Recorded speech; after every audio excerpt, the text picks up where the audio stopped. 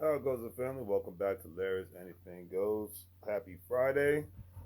It's all good in the neighborhood. Make sure everything is copacetic over here. But hey, hopefully you guys are having a great and exceptional weekend. Let me know in the chat room what you guys got going on this weekend. All that good stuff. You know, get myself together over here. A lot of people say these 4-day work weeks and whatnot actually go by slower. And of course, if you have a job or a business, if you took any time off, it always seems like you're playing catch up at the end of the day. So, let me know how your 4-day week has been. Let me know how, hopefully it ended off on a good note. Hopefully it started off on a good note. You know what I mean? So, man, it's been a long Friday, but we got through it, and that's all that matters, all right? It's going to be a long weekend, but got some moves to make.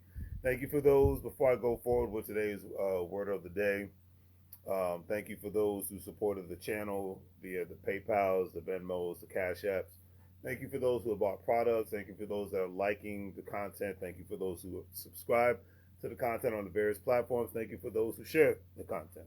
So I got to give thanks and praise for everybody because in today's world, there's so many people you can watch. You watch me, I greatly appreciate it. I don't take that for granted whatsoever, especially when there's the likes take place and the subscriptions take place, and even more so when the cash takes place. So I just have to put that out there, all right? But anyways, let's get through this because I have a conference call to get on. Like we said, we're making money moves. Hashtag make money moves. A liberal like a fool. You feel me, family? That happens when you get out of the shower. You got so much stuff on you, whatnot. That's what happens when you're rushing. All right, today's word of the day is slave. Stands for a person who is the legal property of another and is forced to obey them. All right. Um, and it coexists with today's quote of the day from Frederick Douglass, who himself was a slave but became a former slave. Now, before I go into his quote, I will say with all sincerity that there's various different aspects of slavery, but one of the biggest aspects of it is when you don't have any sort of real control over your life, and even when you quote unquote do, the repercussions of the things that you say or the things that you do or the actions that you take could be so severe that you might not be able to, rent a place, buy a place, get a car, get a loan for any of those specific things. You don't have any money in your savings account. There's always repercussions, regardless of what you do in this life, and regardless of where you're at in this life, etc., and so forth. There's always repercussions. But I will say with sincerity that the way that education set up, it's set up for us to be more intelligent from a having a job perspective instead of being an owner of a successful business or being a successful investor and whatnot. It's not set up that way. Is there anything wrong with that? I'll let you decide that.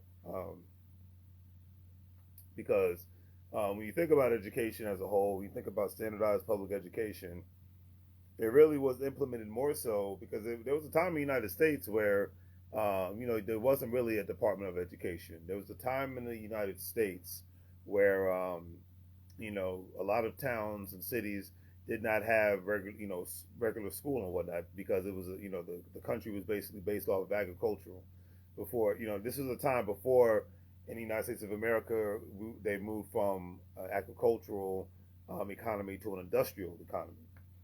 And when the economy was moving more so towards the industrial, that's when public education was pushed out more so because they needed skilled labor workers and whatnot.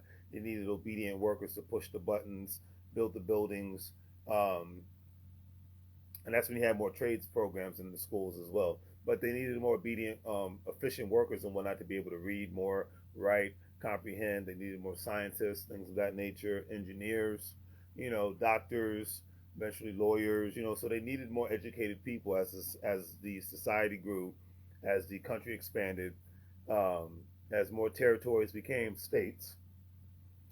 They needed more of a educated population. Now, I'm not going into all the specific details of the educational public education within the United States of America, but what I am saying is, one, it's nothing. One, it's nothing to take for granted. I will say that. Regardless of what you may think about it, I have my issues with it, but no system's perfect. But I will say with all sincerity is that Um, it was built to educate you to the point where you can become an efficient worker. That is really my main point.